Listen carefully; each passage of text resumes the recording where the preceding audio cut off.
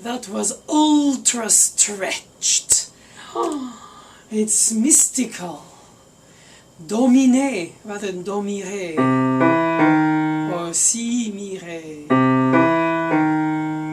The faithful cross-looking symbolically four notes in their design on the scale are embedded inside in the subject of C-sharp minor's fugue is a diminished fourth, which is the leading tone escaping to the third before to after tension resolve on the tonic, to which it was destined by the first magnetic density.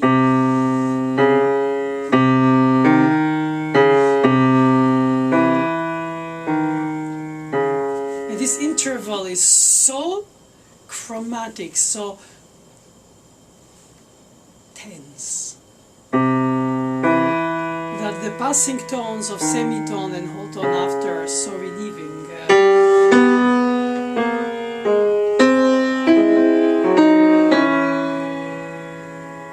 And the five voices of this fugue are also enhanced by the fact that there are two new subjects, which in this extremely slow tempo I chose to take in order to savor every possible length of almost sunsetting sound until the unfortunate or faithful decay of the sound happens, no matter what. Because in that sense the vocal situation of the whole note and half note pattern of the subject, do, si, mi, re, is subjected to a contrasting second new element.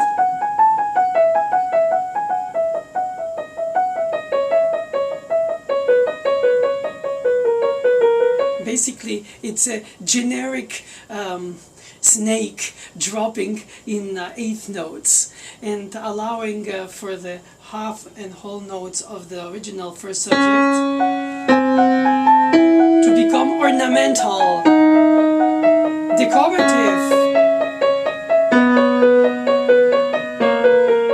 filling the empty space of the whole and half notes into 8 eighth notes per whole note, so it's like an enormous rhythmic accelerando. And then the third element, which is the second new subject, would be the very characteristic appoggiaturish.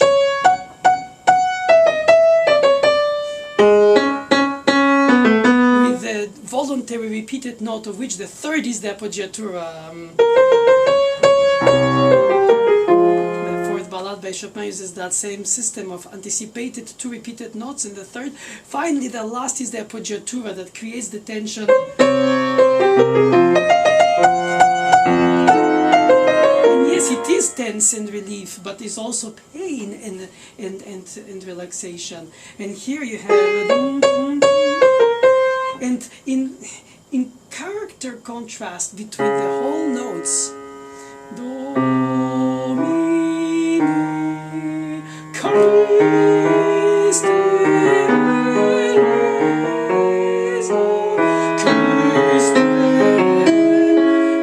you feel this vocal medieval or Renaissance vocal polyphony, contrapoint. So obviously there, like the Kyrie of the Bard's Mass.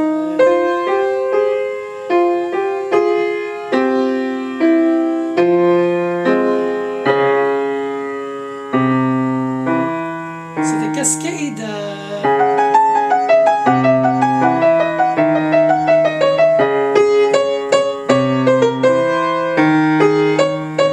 of course they come in different keys, but the point is that this characteristic rhythmically and melodically different new two elements which Bach puts in the mix with the, in fact it sort of merges into a multi-lane traffic with the regular fugue, if I may say regular, of the subject, the answer,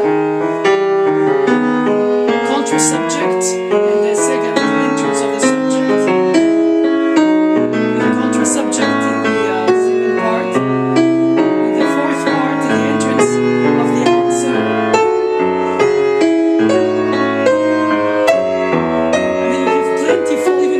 Fifth voice to already enjoy a very fruitful basket of voice leading. To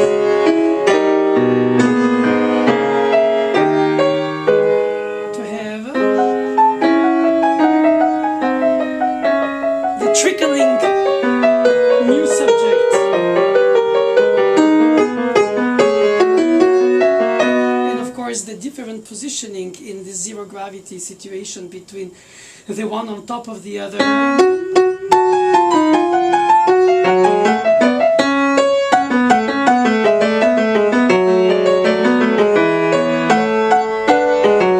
So the Father, the Son, the Holy Spirit, all symbolisms can be found here, or at least in the eye of the beholder, but in any case it's at best organ fugue, possibly choral fugue with instrumental second and third elements, but all this played on the modern piano, as I stretched it, lost its characteristic for each character of each of the themes. The sort of fatherly figure that is dominating by its large width of values, whole notes and half notes, and then the possibly legato, air legato, depend on section, but generally trickling, like little stream, like Bach's name in German means stream, perhaps that's what it was, and then a little more dancey, I would even say. So naturally, if the tempo I should have taken in this case, instead of trying to indulge the stretching of the voices into their decay, into the sunset of their decay, the subject would then in the opening be really the cut time that is indicated by Bach, and think by 2/2 instead of by 4/4, let's say by 8/8. So it will be something like that tempo allows for more characteristic description to the second element.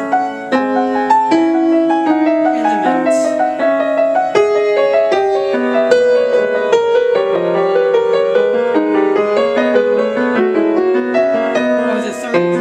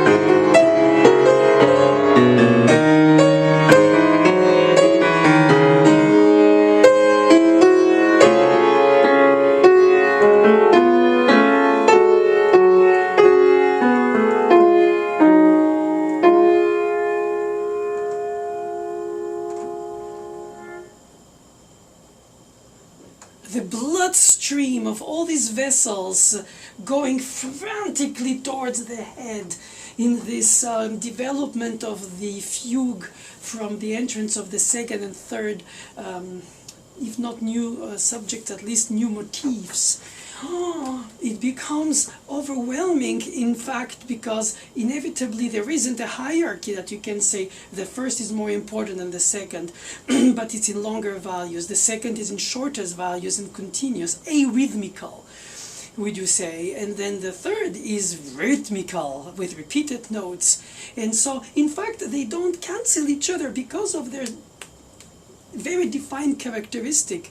And Richter used to tell me that I should not voice out each entrance of the subject through the fugue, because he would reduce it to a one-voice polyphony, and the other ones would be sort of like in the shadow of the echo.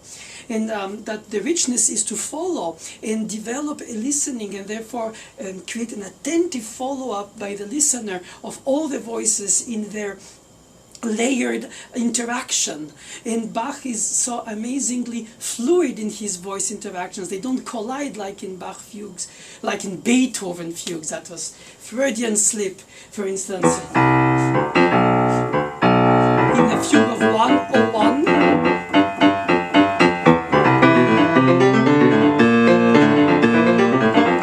the feistiness is obvious.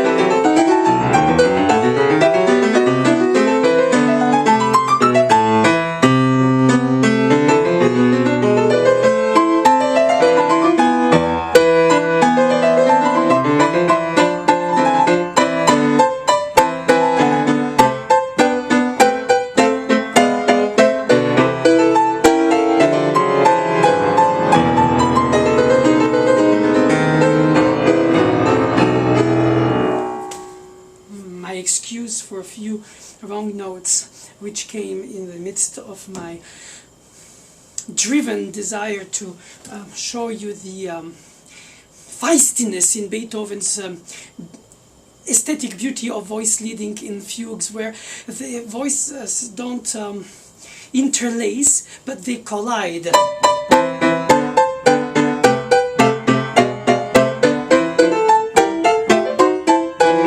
Aesthetic of confrontational element, of percussive element, of a certain sense modernity, of fragmented, broken up element compared to the post-medieval, especially because of the Renaissance vocal virtuosity of multiple voice leading, Thomas Tallis, Speninalium, and 40 voices, and so forth.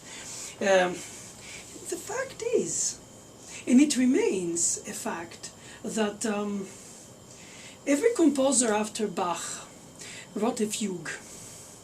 At one point or another of an important piece, either as the important fugue in the Liszt sonata as a development, or in his cyclic form in the middle, at least sort of development we can call it. Beethoven uses it often at the later end movements, like in 101 here or 110. Schubert in his F minor fantasy, which is everything but a fugue, just a melody and an incredible melodic line, but and then he has a...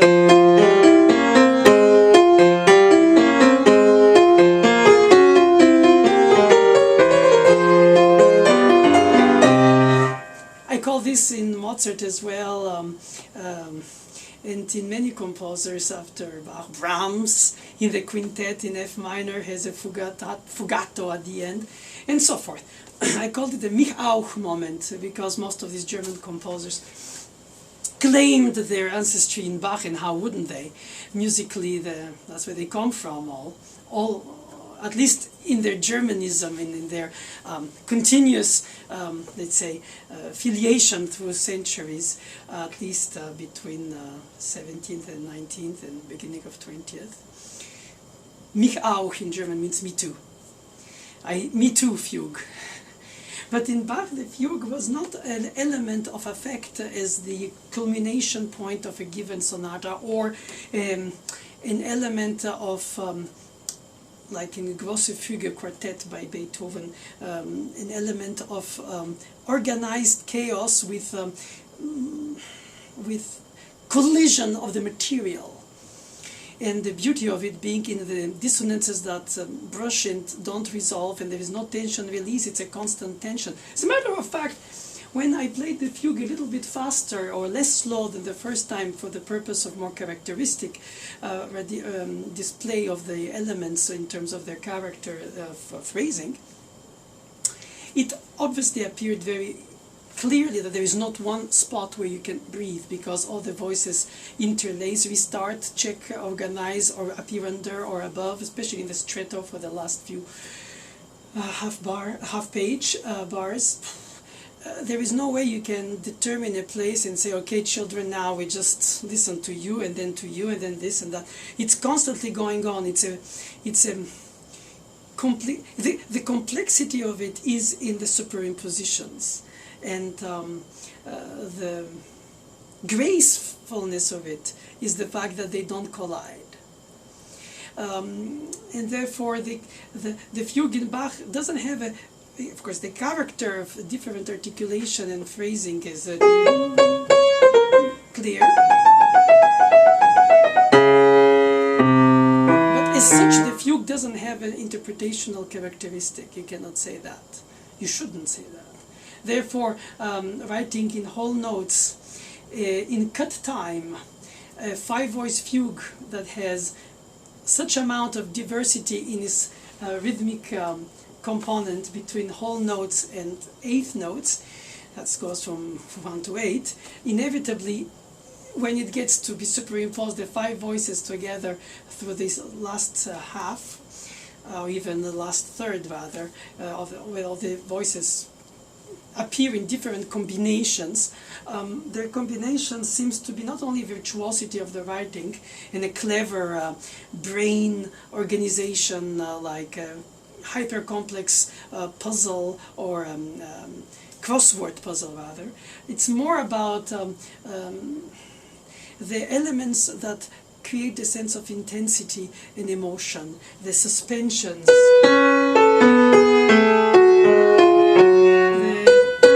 appoggiaturas, painfully replaying instead of suspended and sustained, the repeated notes, their insistence, becoming a character of element of character of mood, I would even say, of decision, of decisiveness, compared to the long values, like a giant overseeing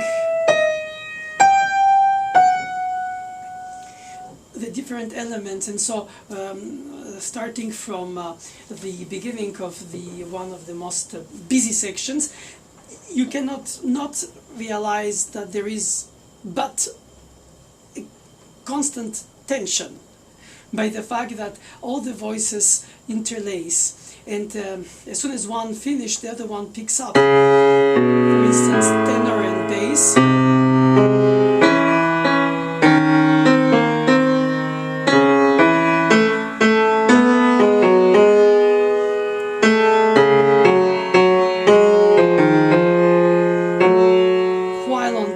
Soprano, alto,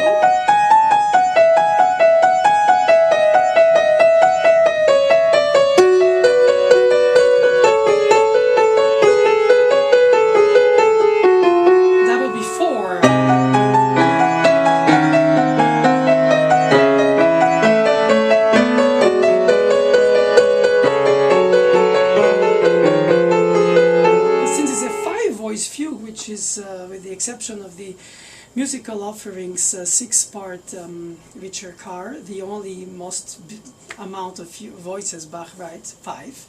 That was the 6th, but only in the musical offering, which the King of Prussia suggested as a subject in chromaticisms for Bach to improvise a 6-voice fugue on this royal subject.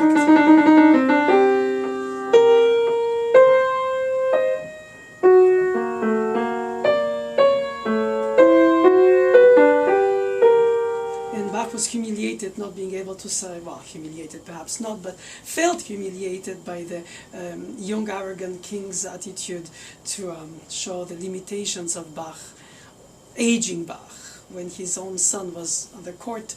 CPE, the composer of much more lighter music, this austere fugue writing for which the father was so famous, that Bach had to write a 6-voice one, but written, and send it to him as the musical offering, which means the musical gift. And before dying, Bach composed the Art of the Fugue on a relatively similar type of subject of long values as well, also chromatic, but of his own choosing.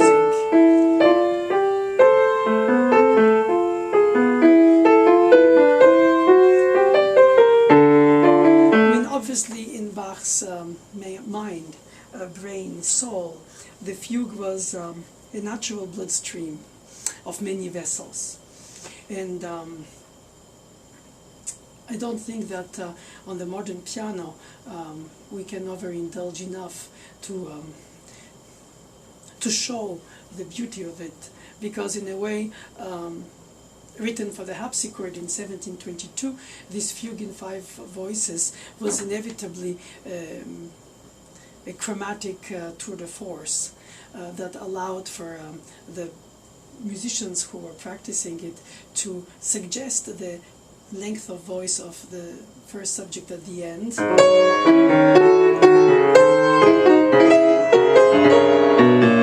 And that was fine, because that was how it was supposed to be.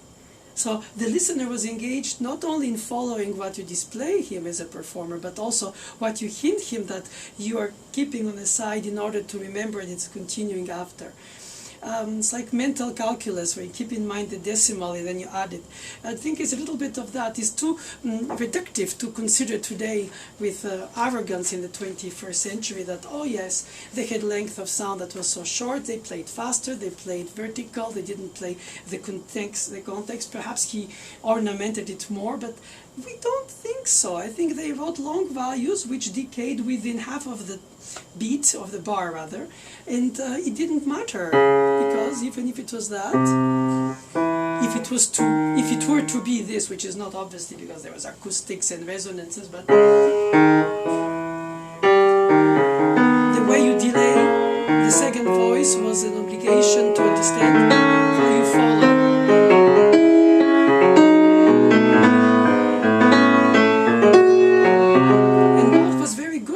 Because in his solo instrument partitas, like the cello suite, sorry, he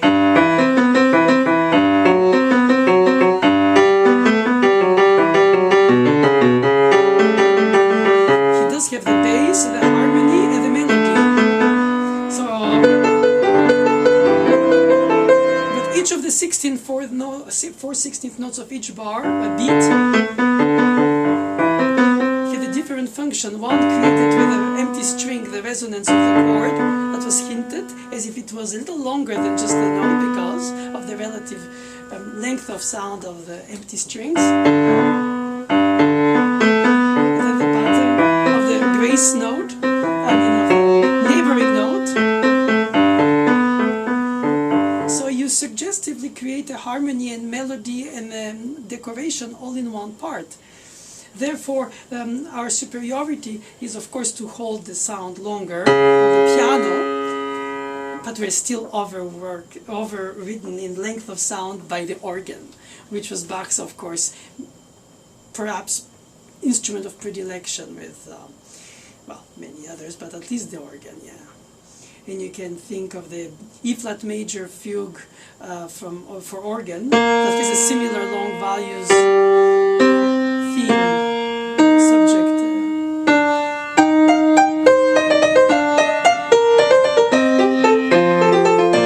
Also several subjects like the 5-voice C-sharp minor book 1, but except it was for harpsichord in this case, for the exercises of the well-tempered clavier.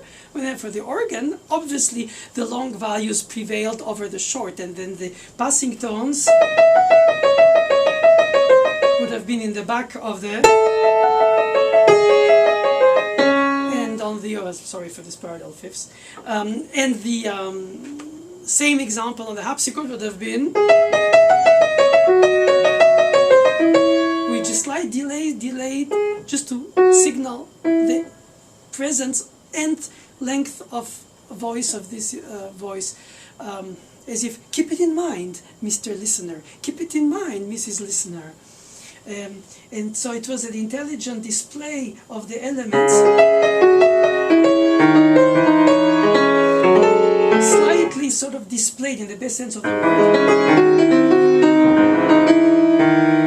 where subtly you would follow several voices on an apparently monochrome instrument, compared to, let's say, the piano that pretends to be more voiced, and it is in a way colorful pedal and all, but it's not it. That's why I think the importance is to hear it before to play it, is to write it and copy it before to learn it in terms of instrument keyboard touch, is to write it from memory and then start voicing and playing one another, for instance, so, fa, si, la, so, la, sol, fa, sol, do, fa, sol, la, si, la, so, fa, so, la,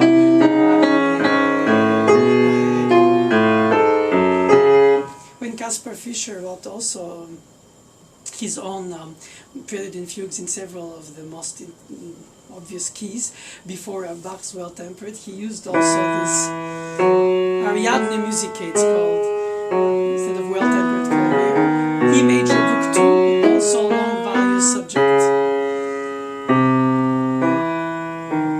So Bach came from a stream of musicians, mostly North Germany, Buxtehude and Scheidt and Mosef, so many. But it is true that he has this graceful way to complexify the sophisticated discourse of voice leadings while keeping it always simple in the beauty, because it's all reposing on the beautiful and meaningful elements of given specific intervals. This level of humanity that comes out of this surnatural superposition of voices, or apparently surnatural, it's human level. It's child simplicity. When you hear it, it's obviousness rather than simplicity prevails. And then when you play it, you can, every time you go through, slightly highlight a different aspect of this prism that is forever giving more of its own combination of juices.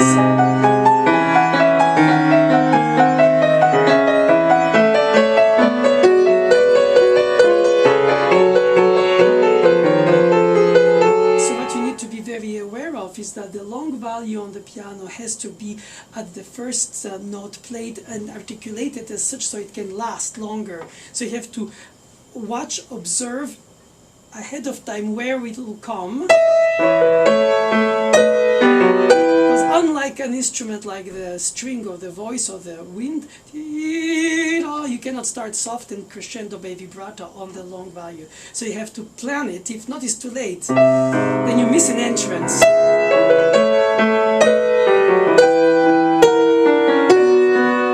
This is the symbolic crossing of the voices.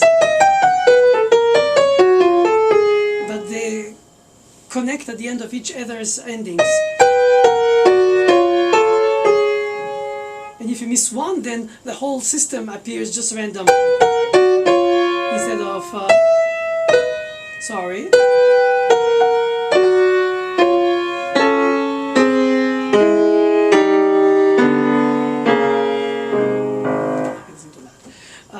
And so by by that attention that you have to give in the concentration, you have to be thinking ahead of time on a sort of a global GPS view, and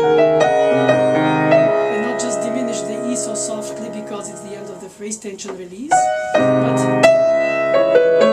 start it louder so it can justify the first subject in the soprano. And so you have to plan the second, the third, sorry for the C sharp, in dialogue with the first one in canon.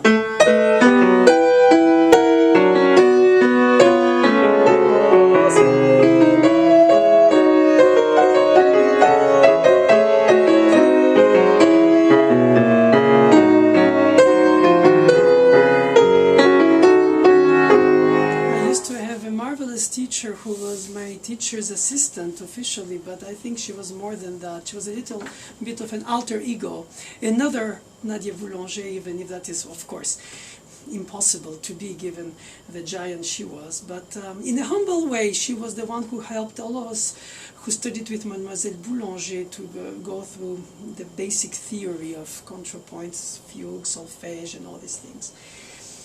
And she used to know, of course, all the well-tempered clavier from memory, and exercise her mind. And when she was on her, well, she was bedridden on her deathbed for quite a few months after she broke her hip in a very old age, and I visited her very often in her apartment there, lying down on the bed, asking her, "How you feel, mademoiselle?" And she was in her 90s. She says, "I keep my mind alert by singing voice by voice each fugue of the well-tempered clavier in my mind. So I'm not bored." And she said that also maintains my brain working. So that's why I was comparing it a little bit to crossword puzzle for the brain part of it. But the neurons might be awakened, but I think in Bach the combination not only but also is to do with spiritual uplifting and the human emotion. I think there's several levels that have to be taken in account for this, not only the one prevailing on the other. In a way, they glide through voice leading in order to glorify the harmony from diversity that comes from the organized chaos of nature. And perhaps this religious or philosophic or aesthetic or metaphysical point of view was animating Bach, who was himself, of course, involved into all this, not only by his church job, but also by the being he was in his time, in Luther's time. And the idea that the fugue represents, not by its terminology, fleeing or fugare, which means to fly, to run away, or to catch up, or to try to catch me up. It's not just for voices that escape you, like I would say 5 dogs that try to run and you try to hold them. No, it's not to do with the only with the physical aspect of how you organize the voices of colliding or crisscrossing, as they do sometimes, but most of the time of shocking each other, like in a bumper cars group, and they all just bump into each other for the fun. Here they manage to always coexist magnetically and avoid each other by mere minor seconds sometimes, but intentionally so. I think it has to do a lot with the mindset of Bach's hearing that was developed in his time period a lot among the musicians, of the multi-level of layers of horizontality. The idea of the melody and accompaniment existed, but it wasn't essential or only. And the virtuosity of superposing voices was as praised as today it would be to play as fast as possible on the finger technique or something. So virtuosity changed its meaning through the ages, between the polyphony of the medieval till Bach's end of Baroque in 1750. And Bach is sort of like at the end of this tradition, because a lot of it is vocal, and he enters he injects this virtuosity of the fingers already, the premises of the keyboard virtuosity that we will have through the Romantic era with Liszt and Chopin.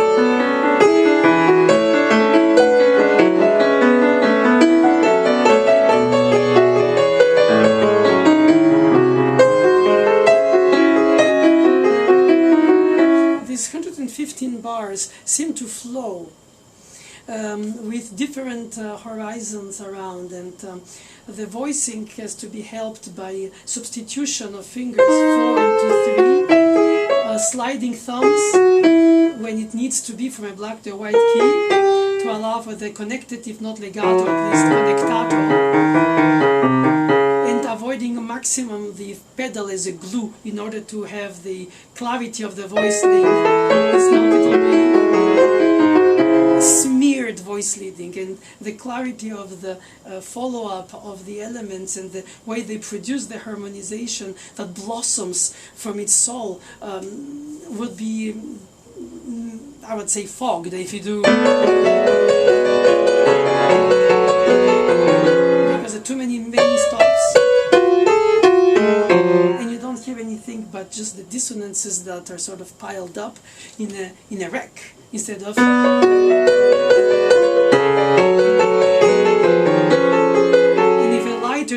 tone articulation. And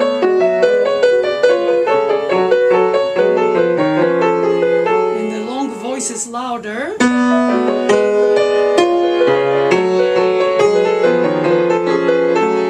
And almost detached for the eighth notes.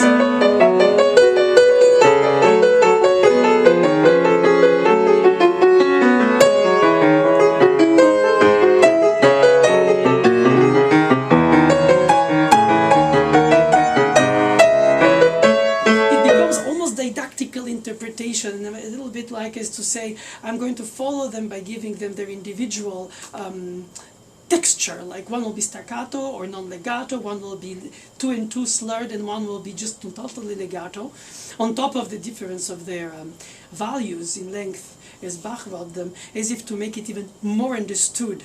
I'm not clear with that, because it seems to me like the didactical interpretation, while in a fugue justified by the fact that it brings an order that is organized and clearly explained while playing, it takes away from that mystical level of the elements when they combine into a vocal collision of graceful collision, if I find a gross word to call it.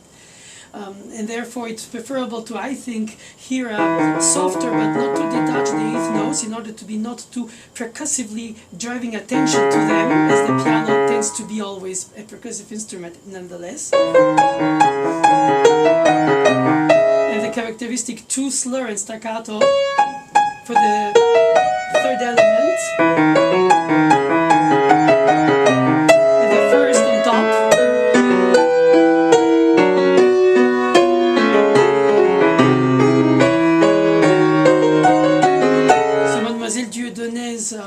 Exercise on her deathbed to maintain her neurons flowing obviously was more about understanding it layer by layer, so when you hear it all together you can attempt to follow a few, listening, let less playing. Do, sol, sol, sol, fa, mi, re, sol, fa, la, re, do. Cannot sing 2 voices together. Mi, la, sol, sol, do, do, do, si, la, si.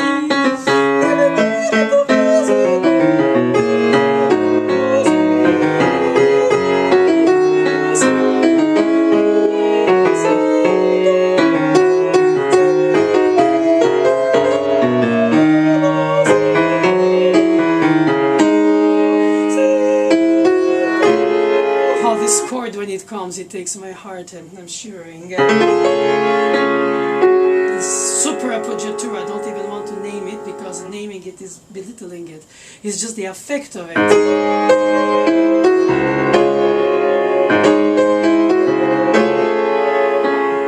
This is par excellence the interval for beauty, for meaning, for essence, for character, rather than only for effect of a suspension or a appoggiatura. As if to say, after all this, I arrive at bar 112 and I don't end, I just end with this question that is bothering me. And I delay, therefore, the resolutions into the so-called Picardy ending, because of the major third, which with a minor sixth is only a half major, but anyway, major third nonetheless.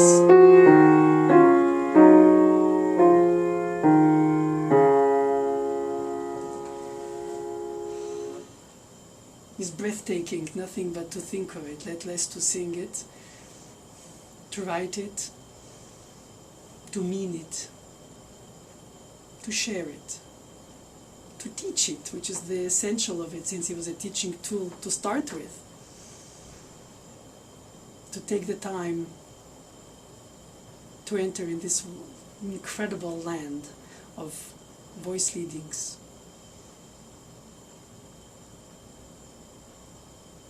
One a week, like I used to do it as a child, and now one a life. It's Patrice Fontana-Rosa, my dear French violin friend, used to say for a recording session that we had to rehearse for. He said, "C'est une heure ou une vie." It's 1 hour or a lifetime it takes to rehearse this. And I think you can learn it in an hour, and you can spend a lifetime trying to serve it, regardless if you understand it less, more, or differently. And perhaps transmit it. It's really, its meaning, more than interpretation, is transmission. Because then in the eye of the student you see, or in the ear of the student you see the things that you didn't see, and you didn't oversee. The combination of voices that all of a sudden appear so obvious to another one. It's a gift that keeps on giving. Good companion for a whole life of trip, as Mlle Boulanger would say. The trip and the companion is the well-tempered. Not only, but also. She mentioned that for the Lady Neville's book by Dowland. But I can imagine it is so the case too for the well-tempered. Thank you.